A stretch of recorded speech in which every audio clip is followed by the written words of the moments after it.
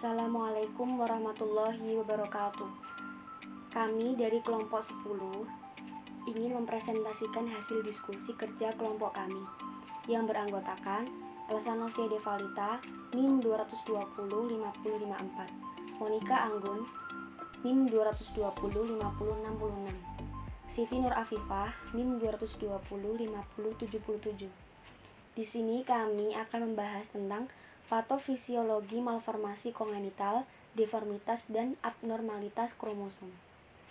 Yang pertama, saya akan membahas tentang patofisiologi malformasi kongenital. Malformasi kongenital.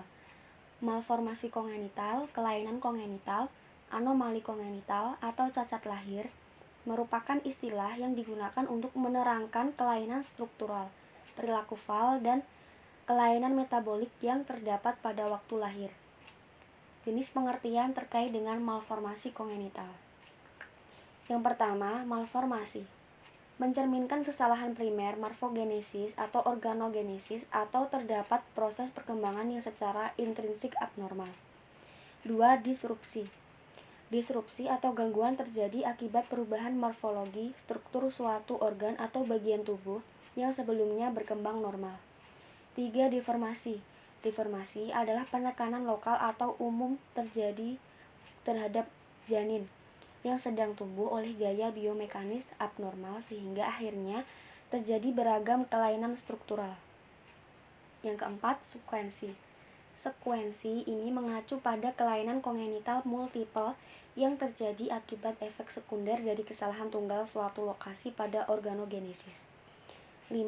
Sindrom malformasi menunjukkan adanya beberapa cacat yang tidak dijelaskan oleh satu kesalahan lokal pemicu pada morfogenesis.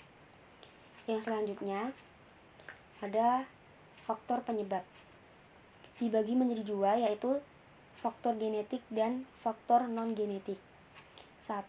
Faktor genetik adalah kondisi kelainan kromosom dan gen.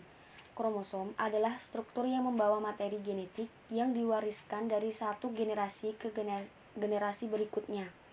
Sedangkan gen merupakan pembawa sifat individu yang terdapat dalam kromosom setiap sel di dalam tubuh manusia. Jika terdapat satu saja gen yang abnormal, maka kondisi ini akan memicu kelainan kongenital pada anak. 2. Faktor non-genetik. Beberapa malformasi kongenital dapat terjadi tanpa diketahui penyebabnya. Namun demikian, perilaku atau kondisi tertentu dapat meningkatkan risiko malformasi kongenital. Misalnya, kondisi ibu selama hamil, penyakit cacar air, rubella, infeksi maternal, diabetes, hipertensi, dan penyakit autoimun. Selain itu, mengonsumsi minuman beralkohol, obat-obatan tertentu dapat meningkatkan risiko kelainan kongenital. Selanjutnya ada jenis malformasi kongenital. 1. Malformasi kongenital pada sistem saraf. Beberapa masalah kesehatan yang muncul karena malformasi kongenital pada sistem saraf sebagai berikut. A. Spina bifida. Spina bifida adalah suatu celah pada tulang belakang atau vertebra yang terjadi karena bagian dari satu atau beberapa vertebra gagal menutup atau gagal terbentuk secara utuh. Penyebab spina bifida secara pasti belum diketahui, tetapi diduga karena genetik dan kekurangan asam folat dalam masa kehamilan. Encephalocal. Encephalocal adalah suatu kelainan tabung saraf yang ditandai dengan adanya penonjolan meninges atau selaput otak, dan otak yang terbentuk seperti kantung melalui suatu lubang pada tulang tengkorak. Encephalocal disebabkan oleh kegagalan penutupan tabung saraf selama perkembangan janin. C. Hydrocephalus congenital. Hydrocephalus merupakan salah satu penyakit bawaan yang biasanya terjadi pada bayi baru lahir dan balita. Jenis malformasi kongenital. 2. Malformasi kongenital pada sistem digestif. Beberapa masalah kesehatan yang muncul karena malformasi kongenital pada sistem digestif adalah sebagai berikut. A. Labioskisis adalah kelainan kongenital yang berupa suatu ketidaksempurnaan pada penyambungan bibir bagian atas yang biasanya berlokasi tepat di bawah hidung. B. Asteriaani. Asteriaani atau yang disebut juga dengan anus imperforata adalah salah satu jenis kelainan kongenital di mana perkembangan bentuk rektum ini sampai lubang anus tidak sempurna. Kondisi ini sering disebut dengan tidak adanya lubang anus. Hirschsprung, kelainan kongenital pada kolon atau usus besar yang biasanya ditandai dengan lemahnya pergerakan usus besar yang dikarenakan sebagian usus besar pada daerah anus dan usus di atasnya tidak memiliki saraf atau sel ganglion parasimpatis yang tugasnya mengendalikan kontraksi otot sehingga tidak mampu melakukan gerakan melebar dan menyempit. D. Asteria esophagus, salah satu kelainan kongenital yaitu keadaan tidak adanya lubang dan muara buntu pada esofagus. Jenis malformasi kongenital. 3. Malformasi kongenital pada sistem reproduksi. Masalah kesehatan yang muncul karena malformasi kongenital pada sistem reproduksi adalah hipospadia. Hipospadia adalah suatu kelainan kongenital pada sistem reproduksi laki-laki di mana lubang uretra itu terdapat di penis bagian bawah, bukan di ujung penis. Patofisiologi deformitas. 1. Deformitas pada kaki. Kaki adalah bagian penopang tubuh utama. Jika tidak kuat dan tidak kokoh, dapat menyebabkan tubuh sering terjatuh dan dapat berakibat merusak bangunan tubuh yang lainnya. Beberapa masalah kesehatan pada kaki dapat terjadi karena adanya deformitas kaki pada bayi baru lahir sebagai berikut. A. Talipes valgus terjadi karena produksi lemak pada kaki anak, tulang sering melengkung dan tidak secara tepat masuk dalam sendi lutut. Talipes valgus ini mempunyai penyebab lain, yaitu karena lembeknya ligamen sebelah dalam. B. Talipes cavus, yaitu kelainan telapak kaki yang berupa lengkungan lebih tinggi dari kaki normal dan seringkali jari kaki berbentuk cakar. C. Flat feet.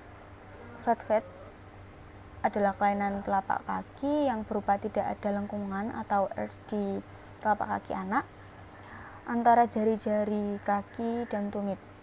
Ada dua jenis flat feet, yaitu 1. Flat feet fleksibel dan flat feet rigid. D.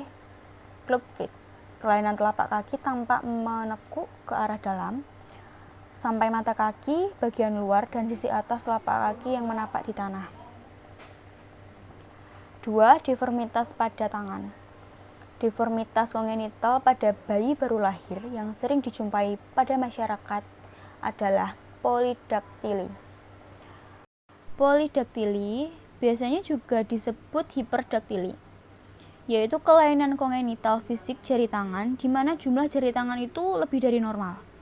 Bila jumlahnya jari ada 6 disebut sekdaktili, dan bila jari itu berjumlah 7 disebut hexdaktili. Sedangkan oligodaktili adalah kelainan kongenital fisik jari tangan di mana jumlahnya itu kurang dari normal. Penyebabnya yaitu yang pertama gagal diferensiasi, yang kedua gagal pembentukan bagian, yang ketiga, duplikasi berlebih pada saat pertumbuhan masa kehamilan. Yang ketiga ada penata laksanaan. Biasanya dilakukan operasi atau tindakan bedah untuk membuang berlebihnya jari. Apalagi tambahan jari tidak berkembang dan tidak berfungsi normal. Deformitas pada tulang belakang. Skoliosis adalah deformitas postural vertebra atau kondisi melengkungnya tulang belakang ke samping secara tidak normal, yang seolah-olah membentuk huruf S atau huruf C. Penyebabnya di sini yang pertama skoliosis idiopatik, yang kedua skoliosis degeneratif, yang ketiga skoliosis kongenital, yang keempat skoliosis neuromuskular. Hasil pemeriksaan fisiknya, gejala skoliosis ini yang dapat dilihat dari penampilan fisik yaitu yang pertama, salah satu pinggul itu tampak lebih menonjol Yang kedua, tubuh penderita skoliosis itu memperlihatkan condong ke suatu sisi. Yang ketiga, salah satu bahu itu lebih tinggi. Yang keempat, salah satu tulang belikat tampak lebih menonjol. Yang kelima, panjang kaki itu tidak seimbang. Penata laksanaan. Ada beberapa tindakan penata laksanaan yang dilakukan dalam kasus skoliosis ini. Yaitu yang pertama dilakukan observasi, yang kedua penyangga, yang ketiga obat, dan keempat operasi. B. Kifosis. Kifosis adalah kelainan tulang belakang yang melengkung ke depan atau cembung ke belakang secara berlebihan, sehingga seseorang yang mengalaminya akan menjadi bungkuk. Penyebab dari kifosis yaitu 1. Pertambahan usia membuat semakin bertambahnya risiko tulang punggung melengkung ke depan. 2. Perkembangan tulang punggung yang tidak normal selama masa kehamilan. 3. Adanya cedera tulang punggung. Hasil pemeriksaan fisik. Penderita kifosis kadangkala tidak merasakan keluhan, hanya punggung terlihat lebih bungkuk dan semakin membungkuk dari waktu ke waktu. Namun demikian, pada beberapa kasus ditemukan keluhan penderita kifosis sebagai berikut, yaitu kelelahan, nyeri, dan kaku pada punggung dan tulang punggung menjadi sensitif. Penata laksanaannya yaitu 1. Pemberian obat-obatan untuk mengurangi rasa nyeri. 2. Latihan fisik dapat menguatkan otot, memperbaiki postur tubuh, dan meningkatkan fleksibilitas tulang. 3. Tindakan pembedahan. C. Lordosis. Lordosis adalah kelainan tulang belakang yang terjadi jika tulang belakang pada punggung bawah melengkung ke depan secara berlebihan. Penyebabnya yaitu 1. Posisi duduk yang salah dalam waktu yang lama dengan terlalu membungkuk. 2. Kelainan tulang belakang yang dialami oleh orang tua dapat menurun kepada anaknya. 3. Kelainan tulang belakang dapat pula disebabkan oleh infeksi tertentu, seperti polio dan artritis. Untuk menata laksanaannya yaitu penggunaan obat untuk mengurangi rasa sakit dan melakukan terapi untuk memperbaiki kondisi punggung bagian bawah. Patofisiologi abnormalitas kromosom. Yang pertama ada sindrom Down. Sindrom Down disebut juga sebagai kelainan trisomi 21 merupakan kelainan genetik yang sering terjadi dibandingkan kelainan genetik yang lainnya. Di dalam setiap inti sel seseorang memiliki 23 pasang kromosom yang berasal dari kedua orang tuanya. Pada kondisi normal, masing-masing kromosom dari nomor 1 sampai 23 berjumlah sepasang. Akan tetapi, pada sindrom Down, pada kromosom nomor 21 berjumlah 3 kromosom. Kondisi ini akan mengubah proses tumbuh kembang anak baik secara fisik maupun perkembangan otaknya dan membentuk karakteristik khusus yang disebut dengan sindrom Down.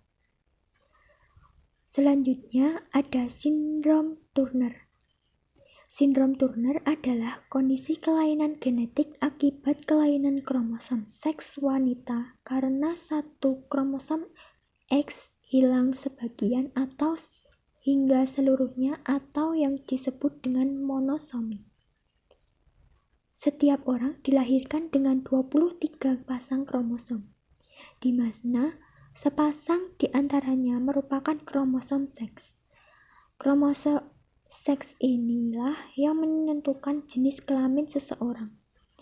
Seorang ibu akan selalu menyumbangkan kromosom X kepada anaknya, sedangkan seorang ayah dapat menyumbangkan kromosom X atau Y kepada anaknya.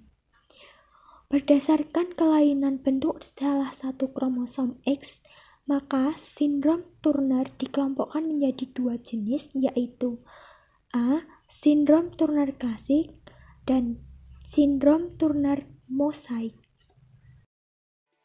Terima kasih. Sekian presentasi dari kami tentang patofisiologi malformasi kongenital. deformitas, dan abnormalitas kromosom. Wassalamualaikum warahmatullahi wabarakatuh.